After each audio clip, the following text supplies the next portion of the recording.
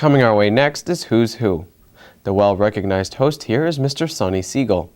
We are proud of Mr. Segal as he holds the important position of CIO of Montgomery County in Maryland. Each month, Mr. Segal brings alongside him an interesting guest. Today, his guest is Miss Ahluwalia. Did you say, who is she? Good question. I myself don't know too much about her, but that's why we have to turn to Who's Who to find out. Welcome to Who's Who. I'm your host, Sonny Segal. Today, my guest is Ahluwalia. She is the director of the Department of Health and Human Services in Montgomery County, Maryland. Montgomery County, Maryland, as you know, is the county just north of Washington, D.C., of 1 million people. Services that Ms. Ahluwalia's department provides are critical to the community, not just in Montgomery County, but the neighboring communities as well, and we'll find out how. Welcome to the program, Uma. Nice to meet you. Thank you. Uma's department of 1,500 employees are responsible for providing health and human services to address the needs of Montgomery County's most vulnerable children, adults, and seniors. This is done through 120 programs that are delivered at 20 locations in Montgomery County at a budget of over $250 million annually. In addition, Uma's department works with 16 boards, commissions, and committees made up of citizens just like you and I. So Uma, with that huge responsibility, can you tell us what services your department provides and what the community can look forward to? Sure. So, as you said, our department is primarily involved in the business of delivering social services and healthcare and mental health and substance abuse services. So there's a whole range.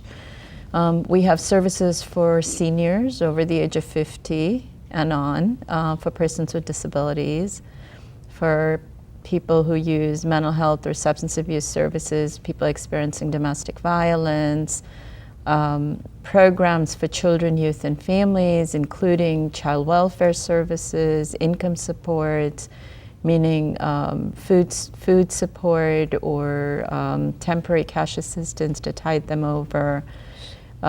We provide community schools initiative where we offer services to families and children in schools, including school health. Public health is a big program in the department. And that includes licensing restaurants. Few people think about food safety, but it includes that, infectious diseases, such as treatment for tuberculosis or HIV/AIDS, school health. We also have a large healthcare program for persons without health insurance. We serve almost 36,000 people in Montgomery County for people with health care. For people who don't have health insurance, including pregnant women, young children, and single adults. And we provide homeless services, shelters, emergency assistance, utility assistance. So it's a pretty broad scope what the department does. Yeah. It does sound like. It's vast. What are the trends in the usage and the utilization of the services that your department provides, given that Montgomery County is a very diverse county, both in cultural terms and in demographics? So that's a pretty significant trend for us, is the shift in demographics. So from the 2000 to the 2010 census, our community shifted from being majority Caucasian to being majority ethnic minority. So 50.7% of the population in 2010, it's probably grown since then as ethnic minority. What that means, of course, is that all of our services have to be culturally competent, language accessible, and very focused on accessibility for persons for whom English may be a second language, or navigating a very complex public system might be difficult. 30% of the people who live in our county are foreign born. And so those have some pretty significant implications for us. Now, in addition, as the recession has hit, we are actually seeing pretty significant increase in complexity. Our community is not a very affordable community, so people need help. It takes about $76,000 for a family of 3 to live in Montgomery County without any kind of public support. I see. That is very high compared. That's a very high cost of living, housing, compared with other parts of the country and the region. Correct. I think there are parts of the region that are just as expensive. The capital region is not an inexpensive area to live in, but Montgomery County for sure is not a very affordable community. So it takes a certain a balancing of resources for families and for government to support families as they live in our county. I see. Now, we hear a lot about the healthcare reform that's going on at the national level. How is it working out in Montgomery County? So healthcare reform is made up of many parts. The part that everybody is right now talking about is eligibility and enrollment. And that has had a rocky start in our state as well as at the federal level. But things will continue to improve. It is sort of like when Medicare Part D was implemented a few years ago, and it was very rocky in the beginning. That's a rough start. And now it's absolutely painless. But at the moment, it's pretty tough. But there are 2 other parts to the Affordable Care Act. There's payment reform and service systems reform, service delivery reform. And both of those aspects are as important. Our state and our county are very involved in implementing those aspects of reform. But at the moment, it's all about eligibility and enrollment. And I would just let people know, don't lose heart, don't give up.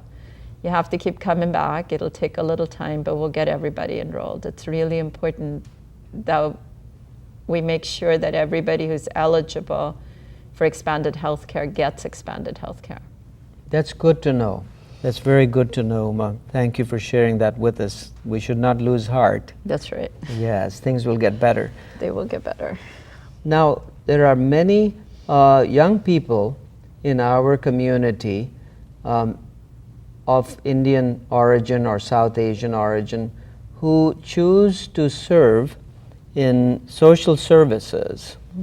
And to them, can you share what your background has been to rise to the level of policy making in public health and to manage such a large and effective program so that they may learn from your example? Wow. So I came to this country in 1989 from India, and my master's in social work is actually from the University of Delhi School of Social Work. And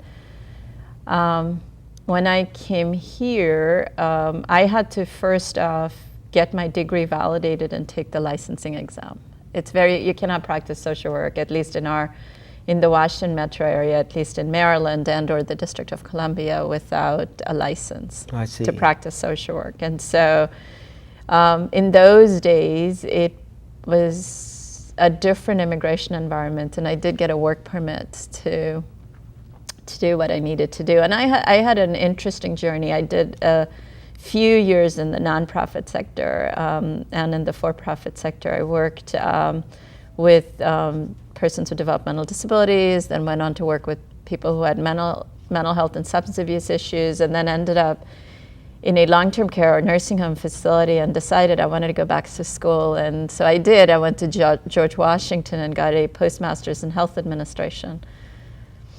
And then decided I didn't want to be a nursing home administrator and I wanted to stay with social work. And so went back and worked in an organization in DC. And I saw this job advertised for a position in Prince George's County government, and I applied for it. And it took a few months for that to happen. And I had not paid too much attention to it. And I will still, to this day, Henry, who was my boss then, took an interest, and it was terrific because I think I'm a bureaucrat at heart. I love being in government. And I have been in government ever since. So this was back in 1996. And after I did that for almost 6 years, I said to myself, wow, if I want to be in an administrative position, I need to get legislative experience. And so I went to Annapolis. I took a risk and went to Annapolis. And I worked there for a while, a little less than 2 years, but that was a phenomenal experience because it taught me how the legislative branch of government and the executive branch of government work, which is essential if you want to be in a role like this. And that's very interesting. I've just grown since then, because these positions are all you serve at the pleasure of, as you well know. So. And you have served in many very high positions all around the Washington, D.C. area. So I wanted to ask you if your life outside of work continues to be in the tradition of the Indian family. Are your, if I may ask, is your a predominantly American family with Indian values, or the other way around? No, well, my husband is Sikh, I'm a Hindu, so we do a little bit of everything, but not too much of anything. So that's a little. My in-laws live with us, so that's pretty traditional. Oh yes, that is a traditional Indian family. The children understand Hindi, but they don't speak very much. So I guess that's a little bit of the American. Yes, a bit of the American. We eat Indian food. We eat all kinds of other food. So our life is blended, I think. For my husband and I who grew up in India, it's a lot more Indian. For our children who are growing up here, it's a little different. Yes. Do your children aspire to follow in your footsteps? Oh, I don't know. They have to make their own life. So we encourage them to do that. Yes. And with Diwali just passed, yes. That was last year. Diwali was, of course, a lot of fun and brought back a lot of memories.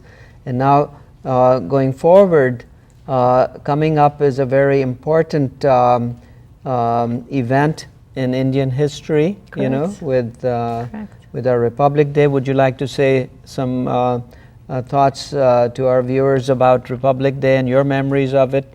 Well, happy Republic Day, everyone. It is our 64th. And it's a pleasure to be here having a conversation with Sonny. Likewise. The day before.